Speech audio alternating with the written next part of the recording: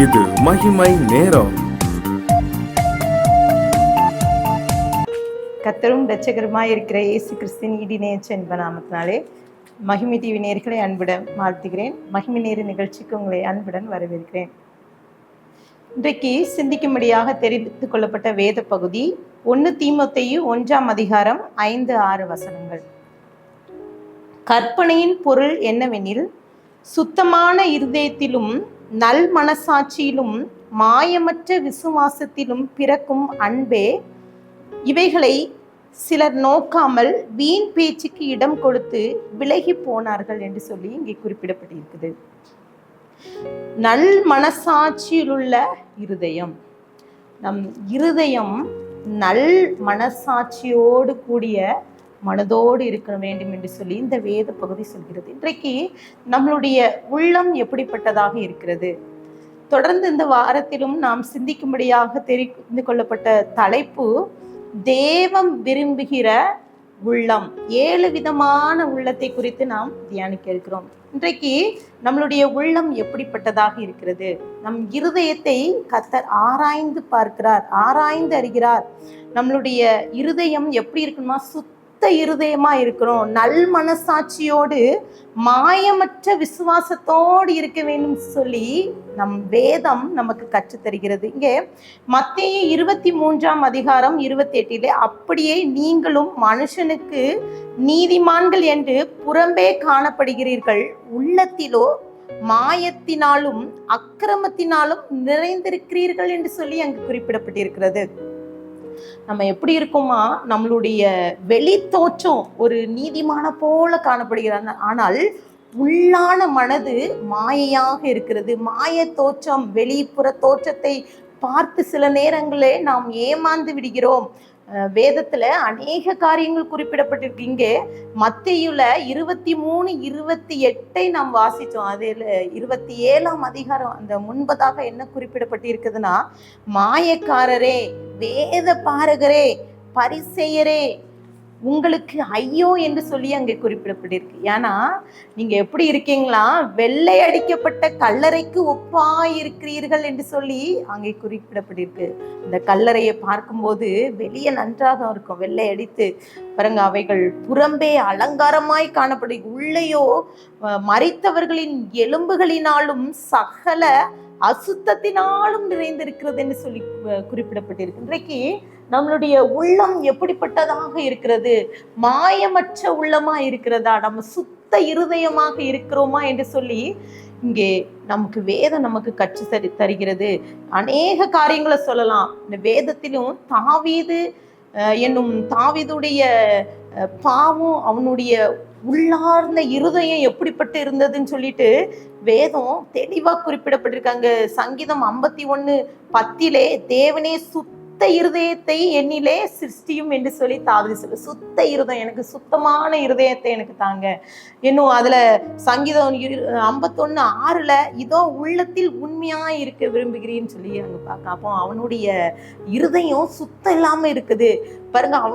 அவனுடைய எண்ணத்திலே மாற்றம் வருது. ஆனா நீங்க அங்க பாத்தீங்கன்னா அவனுடைய வெளிப்புற தோற்றத்தை அங்க வேதம் தெளிவா சொல்லுது. அங்க உரியாவை அவன் கொலை செய்து விட்டு, எல்லாருக்கும் தெரியும் அந்த உரியா அவன் போர் தளத்துல அவன் மரித்து விட்டான் என்று தெரியும். ஆனா அவனுடைய உரியாவின் குடும்பத்தை அவன் நேசிப்பது போல, பச்சை பாலுக்கு ஒரு நல்ல வாழ்க்கையை கொடுப்பது போல, ஒரு விதவையை ஆதரிப்பது போல அவன் வெளி தோற்றத்திலே மற்றவர்களுக்கு நல்ல ஒரு உள்ளத்தை காண்பித்து விட்டு உள்ளார்ந்த மனதிலே அவன் செய்த பாவத்தை மூடுகிறான். நாத்தான் தீர்க்கதரிசி சொன்ன போது அவன் இருதயம், அவனுடைய உள்ளார்ந்த மனம் எப்படி இருக்கிறது? அவன் உரியாவுக்கு செய்த துரோகத்தை அங்கே கர்த்தர் ஜனங்களுக்கு வெளிக்கொண்டு வந்தார். பாருங்க பிரியமானவர்களே, இன்றைக்கு நம்மளுடைய உள்ளம் எப்படி இருக்கிறது? நம் மனம் எப்படி இருக்கிறது? முதலாவது நம்மளுடைய உள்ளம் எப்படி இருக்க? இருதயம் காட்டும் அன்போடு இருக்கணும்னு சொல்லிட்டு வேதம் சொல்கிறது. இங்க நம்ம வாழ்க்கையில அப்படிப்பட்ட இருதயத்தை கர்த்தர் எதிர்பார்க்கிறார். ஒரு ஆராய்ச்சி கூடத்துல இருந்த ஒரு ஆராய்ச்சியாளர், மிகவும் அவர் நல்ல உழைப்பாளி, நல்லா உழைச்சு கொண்டு இருக்கிறாரு. அப்போ ஒரு நாள் தன்னுடைய மேல் அதிகாரிட்ட போய் சொல்றாரு, என்னுடைய பிள்ளைக்கு இன்னைக்கு பொருட்காட்சிக்கு நாங்கள் கூட்டிட்டு போக வேண்டும், ஒரு 5 மணிக்கு எனக்கு பெர்மிஷன் வேணும்னு கேட்க. அப்போ அவருடைய உள்ளத்துல ஒரு ஏக்கம், நம்ம பிள்ளைகளை கூட்டி கொண்டு போனோம் என்று சொல்லி. ஆனால் அவர் ஆராய்ச்சி நிலையத்துல அவர் மிகவும் கடினமாக உழைத்து அவர் வேலையை செய்யும் போது தன்னுடைய பிள்ளையோ தன்னுடைய பொருட்காட்சிக்கு செல்ல வேண்டும் எண்ணத்தை மறந்து விட்டார். அவர் 5 மணிக்கு செல்ல வேண்டும் என்று நினைத்தவர் மணியை பார்க்கும்போது இரவு 8 மணி. அவர் வீட்டிற்கு செல்லும் போது அவர் வீட்டுக்கு போய் பார்க்கும்போது மனைவி மட்டும் தனியாக இருக்கிறார். பிள்ளைகள் காணும். பிள்ளைகள் எங்கே என்று கேட்கும்போது, சரியாக 5 மணிக்கு உங்களுடைய ஆராய்ச்சி நிலையத்தில் இருக்கிற ஒரு மேலதிகாரி இந்த நம்ம பிள்ளைகளை கூட்டிக் கொண்டு சென்றார் என்று சொல்லி மனைவி சொன்னப்போ அவர் போய் பார்க்கும்போது அந்த பிள்ளைகள் ரொம்ப சந்தோஷமா இருக்கு. அதை நினைத்தவர் ரொம்ப சந்தோஷப்பட்டார். பாருங்க, அந்த ஆராய்ச்சியாளர் அவருடைய இருதயத்துல நம்மளுடைய மேலதிகாரி எவ்வளவு நமக்கு இரக்கம் காண்பிக்கிறார், உள்ளார்ந்த அவர் அன்பை எவ்வளவு வெளிப்பட்டிருக்கிறான்னு சொல்லிட்டு ரொம்ப மிகவும் மகிழ்ச்சி அடைந்தான். பிரியமானவர்களே, நம்மளுடைய வாழ்க்கையிலையும் கூட நாம் எவ்வளவு வேணும் உள்ளார்ந்த அன்போடு பழகுகிறோம். ஆண்டவர்கிட்ட இன்னைக்கு ஒப்பு கொடுத்து ஜெபிக்கலாம். ஆண்டவரே, நாங்கள் மற்றவர்களோடு உள்ளார்ந்த அன்போடு பழகணுங்கிற உள்ளத்தை எங்களுக்கு கொடுங்கன்னு சொல்லிட்டு ஆண்டவர்கிட்ட ஒப்பு கொடுத்து ஜெபிக்கலாமா? கண்களை மூடி ஜெபிக்கலாம். அன்பின் பரலோக தகப்பனே, எங்களோடு பேசியிருக்கீங்க இன்றைக்கு ஏசப்பா.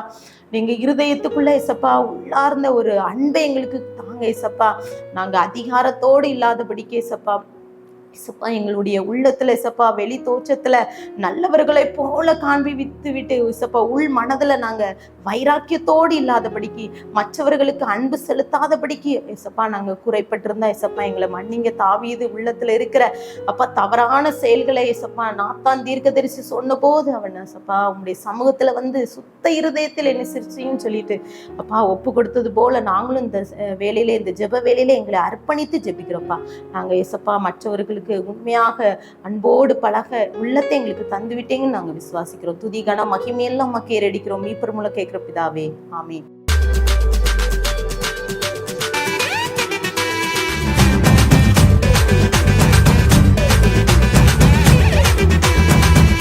மகிமை மகிமை